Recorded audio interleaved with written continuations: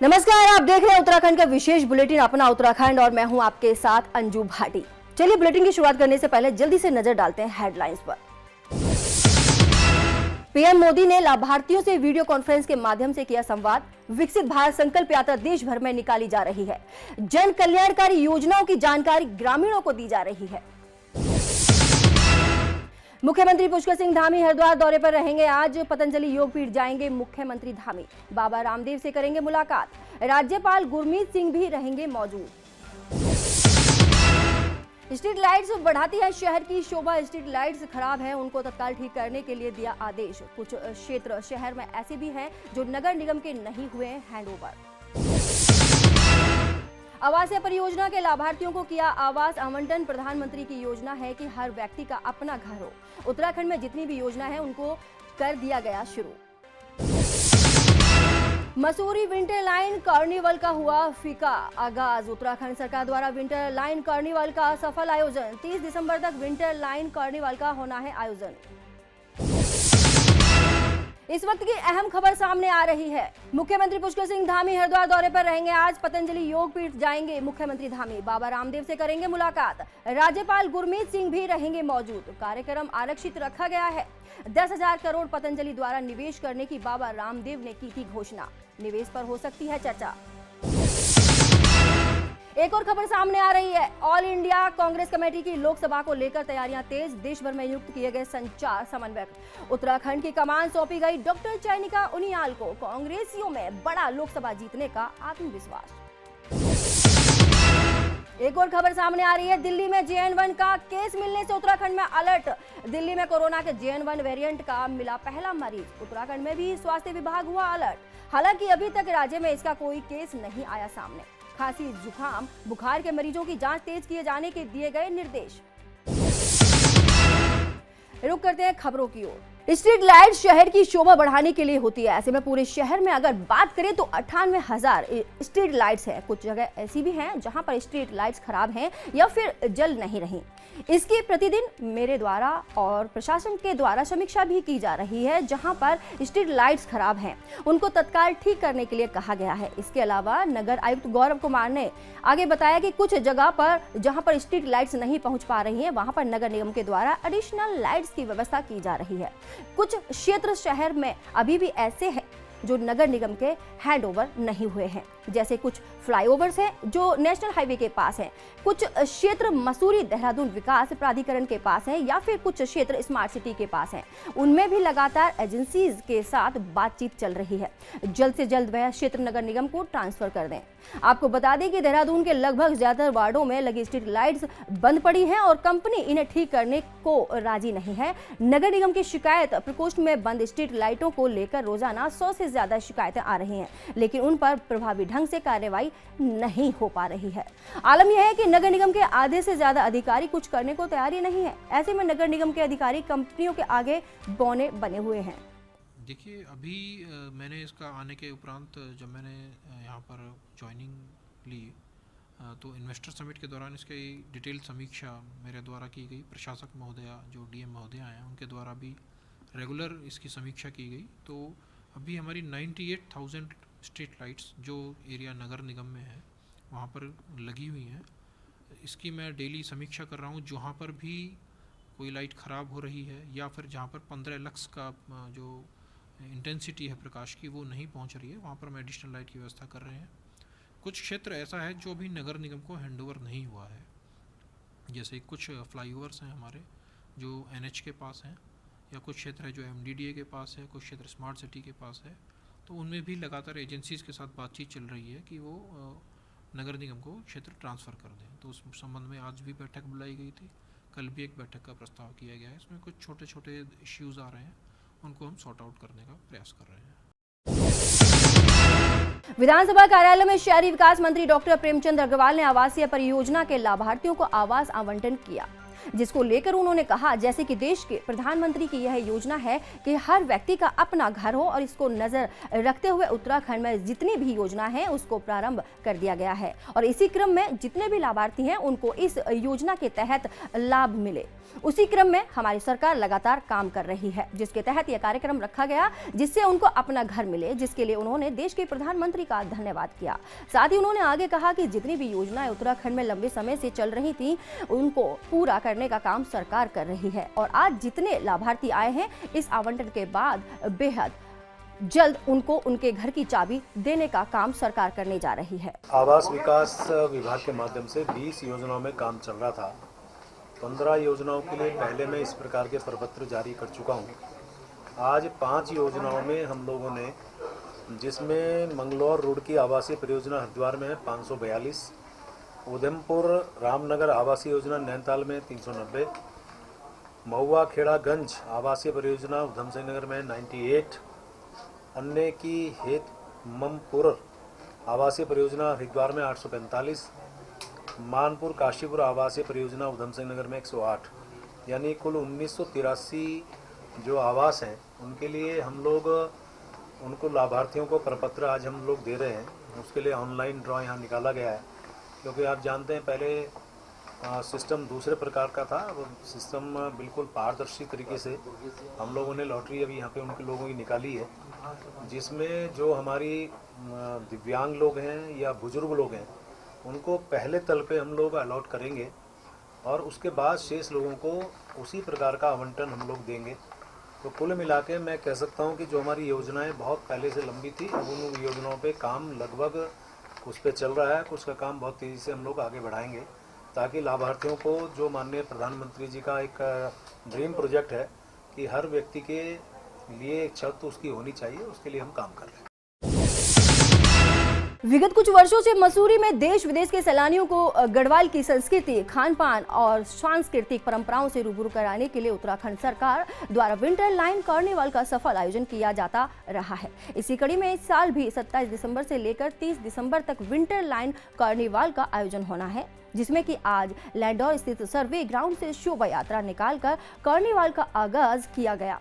जैसा कि पूर्व के सालों में देखा जाता रहा है कि सर्वे ग्राउंड से निकलने वाली कार्निवल की शोभा यात्रा में बेहद भीड़ दिखाई देती थी, जिसमें कि आईटीबीपी फोर्स का बैंड, लगभग 10 हिंदी और अंग्रेजी माध्यमों के स्कूल्स के बैंड पर छात्राएं मार्च करते हुए दिखाई देते थे। साथ ही सैकड़ों की संख्या में स्थानीय नागरिक प्रतिभाग करते हुए चलते थे। लेकिन इस बार विंटर कार्निवल की शोभा यात्रा में सर्वे ग्राउंड में ना तो भीड़ दिखाई दी और ना ही विभिन्न स्कूलों के छात्र छात्राएं और ना ही आईटीबीपी का बैंड दिखाई दिया। सिर्फ गिने चुने गढ़वाल के पारंपरिक परिधानों में सांस्कृतिक कार्यक्रम पेश करते 2-3 ग्रुप दिखाई दिए। इसके अलावा प्रशासन की तरफ से कोई पुख्ता तैयारी भी दिखाई नहीं दी।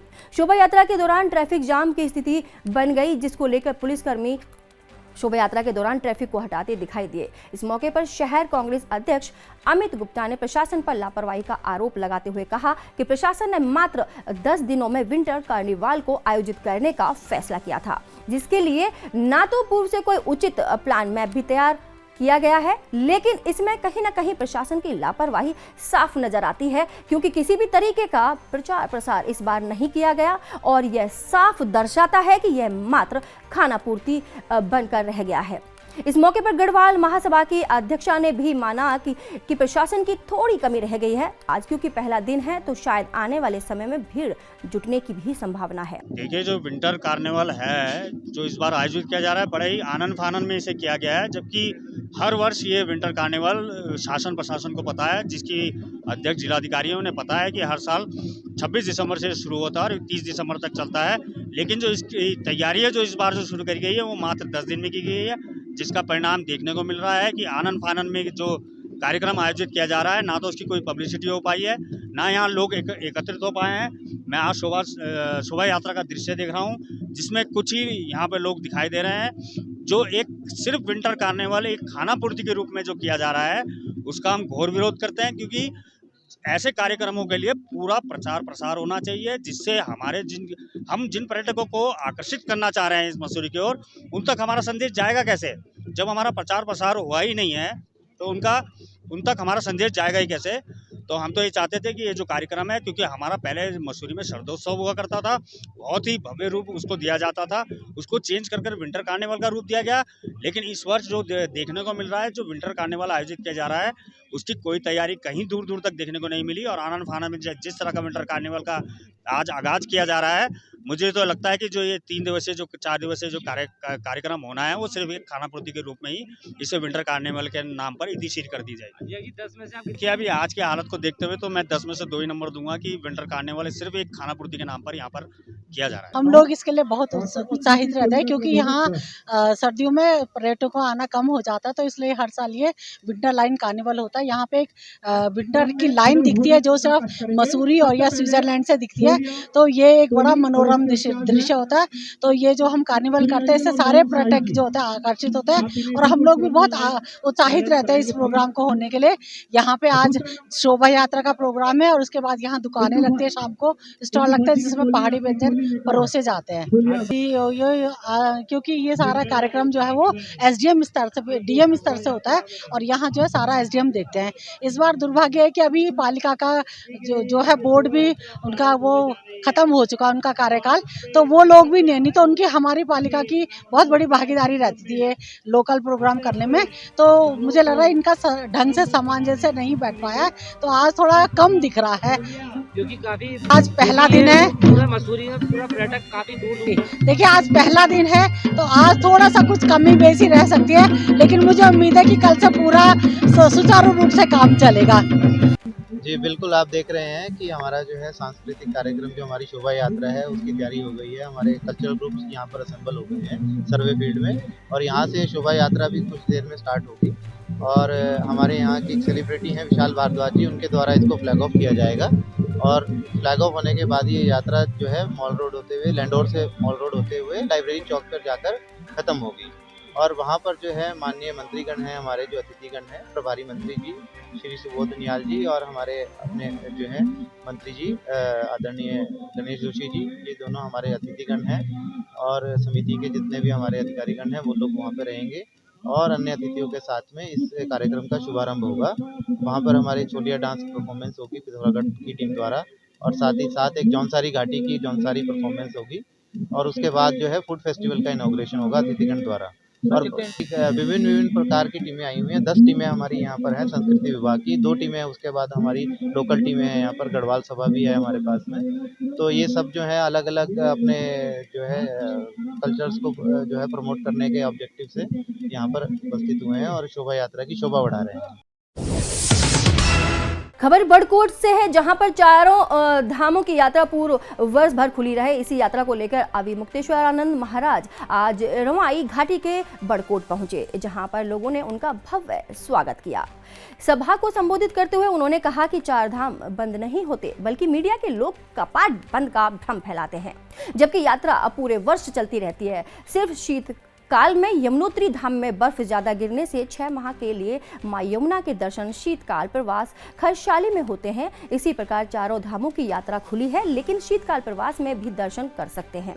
इसी को लेकर अविमुक्तेश्वरानंद महाराज ने कहा कि हम मीडिया के माध्यम से देश विदेश में संदेश देना चाहते हैं कि चार धाम यात्रा शीतकाल हो या ग्रीष्मकाल की हो, यात्रा खुली रहती है, कोई बाध्यता नहीं है। वेदर रोड बना रही है। ऑल वेदर रोड का मतलब क्या होता है कि हर मौसम में आवागमन सुनिश्चित हो सके, इसीलिए तो ऑल वेदर रोड बनाई जा रही है उत्तराखंड में। तो जब ऑल वेदर रोड बना रहे हैं, इसका मतलब वो चाहते हैं कि आवागमन हर समय सुगम हो सके।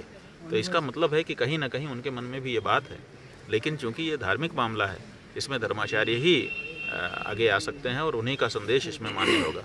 इसलिए हम स्वयं इस यात्रा को करने के लिए आगे बढ़े हैं और जनता को, सनातनी जनता को ये संदेश देना चाहते हैं कि भगवती यमुना की कृपा प्राप्त करिए, यम गंगा जी की कृपा प्राप्त करिए, केदार बद्री की कृपा प्राप्त करिए, और आप किसी भी समय वर्ष में, चाहे वो शीतकाल हो चाहे ग्रीष्मकाल, आइए। स्थान अलग होंगे लेकिन भगवान वही होंगे और आशीर्वाद।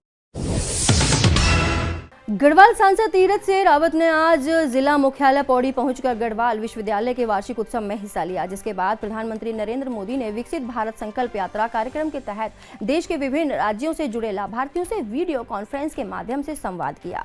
विकसित भारत संकल्प यात्रा देश भर में निकाली जा रही है, जिसका उद्देश्य सरकार की प्रमुख योजनाओं में परिपूर्णता हासिल करना है और इसी के तहत यह सुनिश्चित किया जाएगा कि इन योजनाओं का लाभ सभी लक्षित लाभार्थियों तक समयबद्ध तरीके से पहुंचे।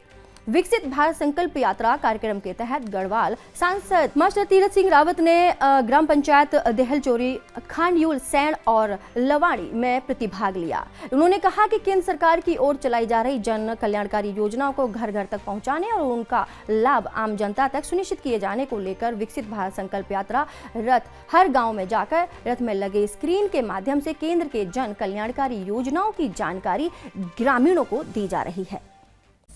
आज पौड़ी जनपद के पौड़ी ब्लॉक में खांडी सड़क के अंतर्गत विकसित भारत संकल्प यात्रा का एक कार्यक्रम, साथ में प्रधानमंत्री मोदी जी के द्वारा सीधे लाइव जो कार्यक्रम था उससे जुड़ना, लाभार्थियों को कई योजनाओं का वहाँ पे जो लाभ मिला उनको सुना। ऐसे कार्यक्रम में जो रहा तो बहुत ही एक अच्छा कार्यक्रम मैं कह सकता हूँ, क्योंकि वहाँ पूर्ण रूप से ग्रामीण की महिलाएं बड़ी संख्या में पहुँची थी और वास्तव में जो लाभ पाए हैं और जिनको लाभ आज देना था वो महिलाएं, वो लोग थे, बाकी भी थे। तो बहुत सारे योजनाओं जो लाभ लिया उन लोगों ने अपने अनुभव सुनाए और साथ में जिनको आज लाभान्वित किया गया तो यही नहीं तो उज्ज्वला गैस कनेक्शन।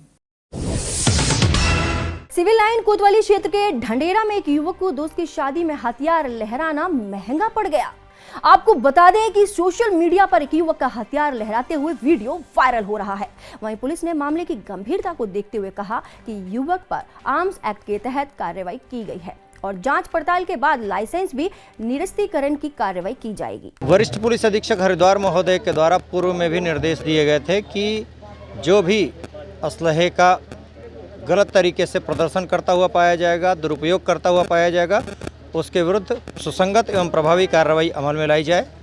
इसी क्रम में एक वायरल वीडियो का संज्ञान लेकर रुड़की कोतवाली पुलिस के द्वारा अंतर्गत धारा 27(1)30 आर्म्स एक्ट के तहत अभियोग पंजीकृत करते हुए उक्त असलहे को जब्त किया गया है। साथ ही जिस व्यक्ति के द्वारा उक्त असलहे के साथ डांस किए जाने का वीडियो वायरल हुआ था उसके विरुद्ध और लाइसेंस धारक जो उस असलहे का लाइसेंस धारक है उसके विरुद्ध भी कार्रवाई अमल में लाई जा रही है। उक्त लाइसेंस के निरस्तीकरण की कार्रवाई अमल में लाई जाएगी।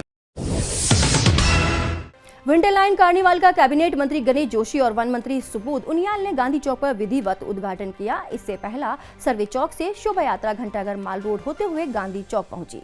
इस दौरान पूरे शहर में शोभा यात्रा का जगह जगह पर स्वागत किया गया और पर्यटकों ने भी इसका जमकर आनंद लिया। जिला प्रशासन द्वारा आयोजित विंटर लाइन कार्निवाल में विभिन्न सांस्कृतिक कार्यक्रम आयोजित किए जाएंगे, जिसमें उत्तराखंड के नामी कलाकार भाग लेंगे और स्थानीय कलाकारों द्वारा प्रस्तुतियां दी जाएंगी। इस मौके पर कैबिनेट मंत्री गणेश जोशी ने कहा कि सन 2013 से विंटर लाइन कार्निवाल का आयोजन किया जाता रहा है। इससे जहां पर्यटक को बढ़ावा मिल रहा है, वहीं आने वाले समय में इसे और भी भव्य रूप दिया जाएगा। की पहचान उसकी सांस्कृतिक विरासत से होती है और विंटर लाइन कार्निवाल के माध्यम से हमारे उत्तराखंड की संस्कृति देवभूमि यहाँ पर किया जा रहा है। मुझे याद है जब आपदा आई थी 2013 में, तो एक संदेश चला गया था कि आपदा पूरे उत्तराखंड में टूरिस्ट आ नहीं रही था। उस टाइम बहुड़ा जी सीएम थे, तो टूरिस्टों को आकर्षित करने के लिए विंटर लाइन कार्निवाल की शुरुआत की थी और जो लगातार आज चल रहा है। आज पूरे प्रदेश की झांकी यहाँ पर दिखाई गई चाहे दूरस्थ से चमोली हो, मुंशियारी हो, उत्तरागढ़ हो, जौनसार हो, हर क्षेत्र के कलाकार यहाँ पर थे और जो पर्यटक यहाँ पर आएंगे तो संस्कृति का आनंद लेंगे। और इस प्रकार के आयोजन के माध्यम से जहाँ संस्कृति का आदान प्रदान होता है, टूरिज्म को भी बढ़ावा मिलता है। और आज मैं इसके लिए अपने आयोजकों को, जिसमें मसूरी की जनता का पूरा हमें साथ मिला है, चाहे होटल स्टेशन हो, चाहे कोई भी संस्था हो, सबका पूरा साथ मिला है, उनको भी शुभकामनाएं देता हूँ, बधाई देता हूँ। पर्यटन को कहीं न कहीं बढ़ावा मिलेगा। पर्यटन निश्चित ही इससे, क्योंकि जब यहाँ पर देश विदेश का टूरिस्ट यहाँ पर आता है, जब यहाँ की संस्कृति की वो देखेगा तो निश्चित ही यहाँ के टूरिज्म को बढ़ावा देगा। देखिए, निश्चित रूप से कई वर्षों से इसका आयोजन यहाँ पर कार्निवाल का आयोजन किया और मसूरी में हो रहा है। मुझे भी कई बार आने का अवसर मिला और जिस तरह आप देख रहे हैं कि इस समय विंटर्स में मसूरी में बिल्कुल पैक है टूरिज्म से, और टूरिस्ट का इतना आउटकम निश्चित रूप से वो भी इसको आनंद लेंगे। यहाँ की संस्कृति से भी वो कहीं ना कहीं उसकी जानकारी उन्हें मिलेगी और मसूरी के स्थानीय लोगों के साथ इनको भी मनोरंजन का इससे फायदा मिलेगा। लेकिन जितने हिल स्टेशन हैं, इनके कार्निवाल का एक अपना विशेष महत्व होता है कि जिसमें आप देखते हैं कि लोग जाड़ों के मौसम में जिससे लोग आनंद लेते हैं ठंड का, उसके लिए मैं समझता हूँ मसूरी कार्निवाल का अपना एक महत्व है। और विभिन्न राज्य के विभिन्न क्षेत्रों की संस्कृति के साथ साथ देश विदेश दुनिया की संस्कृति से जब यहाँ पे लोग अवगत होंगे तो कहीं ना कहीं टूरिस्ट का मनोरंजन भी होगा। और मैं समझता हूँ मसूरी के पर्वतों की रानी के कंसेप्ट में और बड़ा इससे महत्व मिलेगा। सर, आगे इसको भव्य रूप दिया जा सकता है, आगे आने वाले समय में दिया जाना चाहिए। मेरा मानना यही है कि काफ़ी वर्षों से इसको इसका आयोजन किया जाता है, लेकिन अभी बहुत बड़ा परिवर्तन इसमें देखने को नहीं मिला। इसमें एक बड़े स्तर पर किए जाने की आवश्यकता पड़ती है। हर साल हम लोग यहाँ पे मसूरी विंटर लाइन कार्निवल कराते हैं और 27 से 30 का है। फूड फेस्टिवल भी इसके साथ इनॉग्रेट हो रहा है। अलग अलग तरह के पकवान, अलग अलग तरह के व्यंजन यहाँ पे जो पर्यटक है उनके लिए लगाए गए हैं, स्टॉल्स लगाए गए हैं। साथ ही कल्चरल एक्टिविटीज़ हैं, एडवेंचर्स की जो स्पोर्ट्स एक्टिविटीज़ हैं वो हैं, और अलग अलग तरह की यहाँ पे एक्टिविटीज़ हमने की हैं जिससे कि पर्यटक के साथ साथ जो लोकल हैं वो भी पूरी तरह से इस कार्निवल का जो लुत्फ़ है वो उठा सकें। तो ट्रैफिक के लिए जैसे अभी 2 दिन पहले एसएसपी साहब यहाँ आए भी थे और उन्होंने किस तरह से रूट प्लान बनेगा, किस तरह से पूरा ट्रैफिक मैनेज किया जाएगा, उसकी एक रूपरेखा बनाई है और उसी तरह से एग्जीक्यूशन किया जाएगा। जी, हम हर साल ही करते हैं और हर साल जो नंबर है वो बढ़ता ही जा रहा है। और पर्यटक, क्योंकि एक लोकल जो हमारी कल्चर है उत्तराखंड की और जो लोकल कुजीन है हमारी, उनका हम यहाँ पे प्रदर्शन करते हैं और बहुत ज़्यादा तादाद में यहाँ पे लोग आते हैं और कार्निवल में प्रतिभाग करते हैं। उत्तराखंड में जंगली जानवरों का मानव जीवन पर हमले लगातार जारी हैं। उत्तराखंड में आए दिन ऐसी घटनाएं सुनने को मिलती हैं कि जंगली जानवर ने मानव जीवन को क्षति पहुंचाई है। जंगली जानवरों के हमले को देखते हुए वन विभाग अब जल्द ही लोगों को जागरूक करने के लिए अभियान चलाएंगे, जिसके अंतर्गत लोगों को जागरूक किया जाएगा कि जिन लोगों का घर जंगल के किनारे है वे रात के समय जंगलों में ना जाएं या घर से बाहर ना निकलें। जोगेंद्र चौधरी पनियाला को बाइक सवार हमलावर ने मारी गोली। हमलावर घटना को अंजाम देकर मौके से फरार। सूचना पाकर मौके पर पहुंची पुलिस ने मृतक जोगेंद्र के शव को पोस्टमार्टम के लिए सिविल अस्पताल भेज दिया। फिलहाल पुलिस मामले की जांच में जुटी है। जानकारी के अनुसार 40 वर्षीय जोगेंद्र पनियाला शाम को करीब 9 बजे पनियाला रोड स्थित अपने ऑफिस में बैठे थे। बताया गया है कि 3 लोग दीवार फांद कर ऑफिस पर आए और जोगेंद्र पर ताबड़तोड़ गोली बरसानी शुरू कर दी। बताया गया है कि हमले में जोगेंद्र को 5 गोली लगी है। गोली लगने से जोगेंद्र की मौके पर ही मौत हो गई। वहीं गोली चलने की आवाज सुनकर अन्य लोग ऑफिस की तरफ आए, लेकिन तब तक हमलावर बाइक पर सवार होकर मौके से फरार हो गए थे। ये थाना गंगनहर क्षेत्र में पनियाला रोड पर ये जगपाल पुत्र जोगेंद्र पुत्र जगपाल अपने घर में थे, अपने ऑफिस में बैठे थे। इस बीच 3 अज्ञात युवक दीवार फांद के आए और उन्होंने ताबड़तोड़ उन पर गोलियां चलाई, जिस पर हॉस्पिटल ले जाते वक्त उनकी मृत्यु हो गई है। और उस पर अभी हम लोग मौके पे ही आए हैं।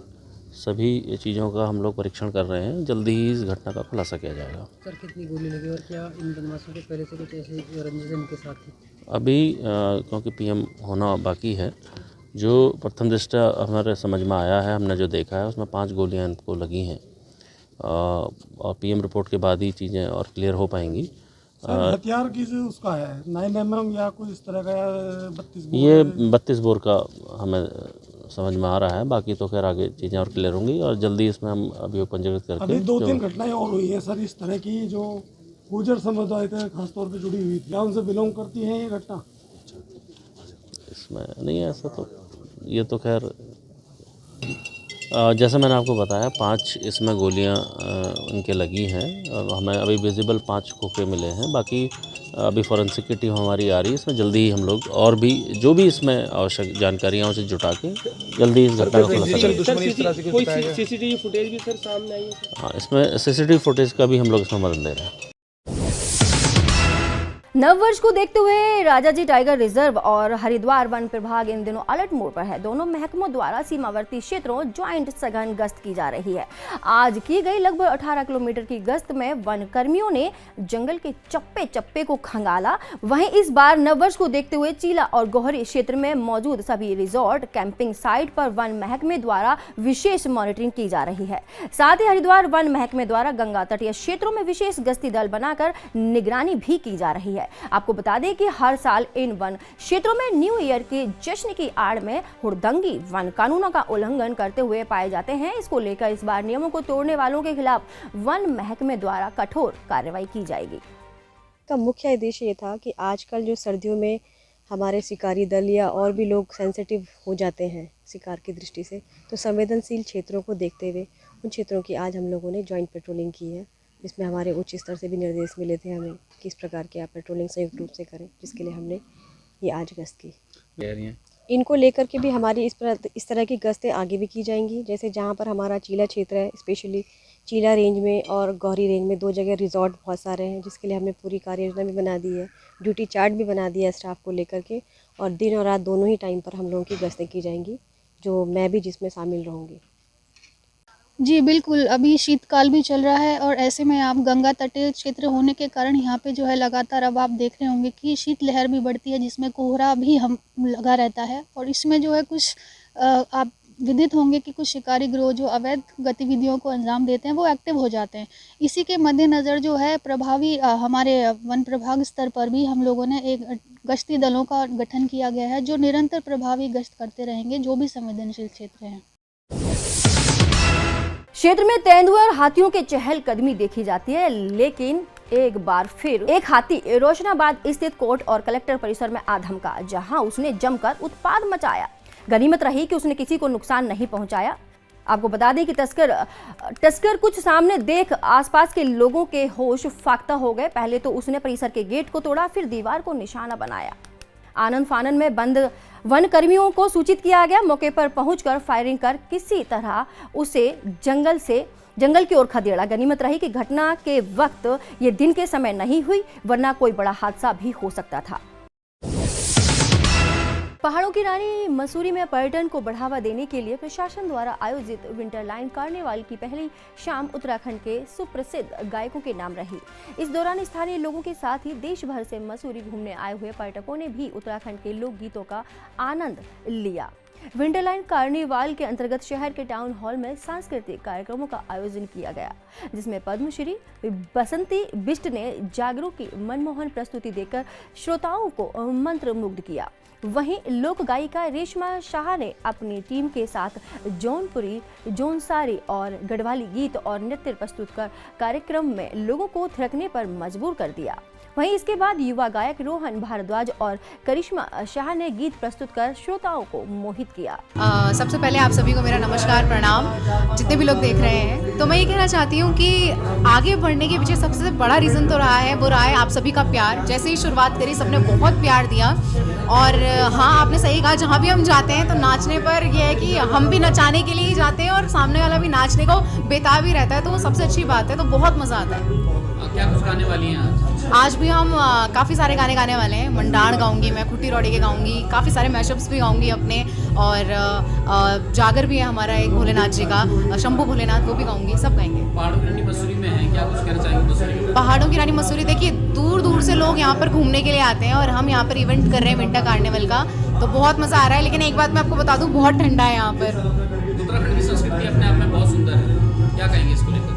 हाँ जी, उत्तराखंड की संस्कृति, जितने भी सारे रंग हैं, अब हम उत्तराखंड से हैं तो हम तो जानते हैं, पर यही मोटिव लेके हम चल रहे हैं कि देश विदेश में भी हम दिखा पाएँ, बता पाएँ कि हमारे कितने कल्चर में कितनी चीज़ें हैं। जैसे हम पवाड़े लगते हैं हमारे, रांसू तांदी, कितनी सारी चीज़ें हैं। अब पहाड़ का अपना अलग है, कुमाऊँ का अपना अलग है, और ट्रेडिशन जौनसार का अपना अलग है, हिमाचल का अलग है। तो बहुत सारी चीज़ें हैं, तो सब चीज़ें प्रेजेंट करेंगे आगे अपने गानों के थ्रू। तो बस यही मोटिव है। आपकी मुंह में जो है वो सरस्वती विराजमान है, और कितना प्यार मिलता है जनता से बहुत प्यार मिलता है। और मैं तो बहुत धन्यवाद करती हूँ माता रानी का, भगवान जी का, बाबा केदारनाथ, बाबा भोलेनाथ जी का, कि उन्होंने अपना आशीर्वाद मुझ पर रखा, कि मुझे ये आवाज़ मिली जिसको कि मैं अब निखारती जा रही हूँ। और प्रैक्टिस करना बहुत ज़रूरी है, प्रैक्टिस करते हैं, सीखते हैं और काम करते रहते हैं। क्या कुछ कहना चाहेंगे मसूरी विंटरलैंड कार्निवल के बारे में? यही कि काफ़ी टाइम से हम सुनते आए हैं कि विंटर कार्निवल होता है और यहाँ पर फोक प्रस्तुति होती हैं, काफ़ी सारी प्रस्तुति होती है। तो आज हमारा यहाँ पर शो है, तो वीडियोस हम लोग शेयर करेंगे, आप लोग देखना। सबसे पहले आप सभी दर्शकों को मेरा नमस्कार, प्रणाम। और आज मसूरी कार्निवल में हम अपनी पूरी टीम के साथ आए हैं, और स्पेशली हम अपने फोक म्यूज़िक को यहाँ पर प्रेजेंट करेंगे और बाबा केदार जी के चरणों में अपनी हाज़िरी लगाएंगे। बहुत अच्छे अच्छे जागर सुनाएंगे, बहुत अच्छे अच्छे गीत सुनाएंगे, और कार्निवल का लुत्फ़ हम भी उठाएंगे और आप सभी के लिए बहुत प्यारे प्यारे गीत सुनाएंगे। और जिस प्रकार से आप युवा हैं, आपने इस फील्ड में जो है अपना करियर देखा है, कैसा लगता है, क्या कुछ अनुभव रहा है अब तक का? बहुत ही अच्छा अनुभव रहा है, और मैंने म्यूज़िक सीखा है बचपन से, अभी भी सीख रहा हूँ। बहुत अच्छा, बहुत कुछ सीखने को मिलता है, अपने फोक म्यूज़िक से सीखने को मिलता है, जो हमारा उत्तराखंड का फोक म्यूज़िक है, और हम बस अपने फोक को प्रेजेंट करते हैं। आगे किस प्रकार का उद्देश्य है? उद्देश्य यही है कि अपना जो हमारा फोक म्यूज़िक है, इसमें काम करते रहेंगे और इसको एक दिन इंटरनेशनल लेवल पर ज़रूर लेकर जाएंगे। 2 लाइन जो आपकी सबसे बेस्ट रही है वो आप सुनाइए।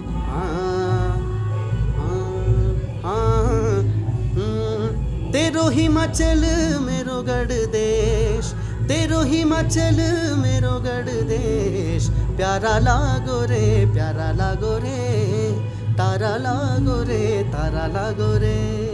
धन्यवाद। इस बुलेटिन में फिलहाल इतना ही। देश दुनिया की तमाम बड़ी खबरों को जानने के लिए आप जुड़े रहिए मेरे साथ। नमस्कार।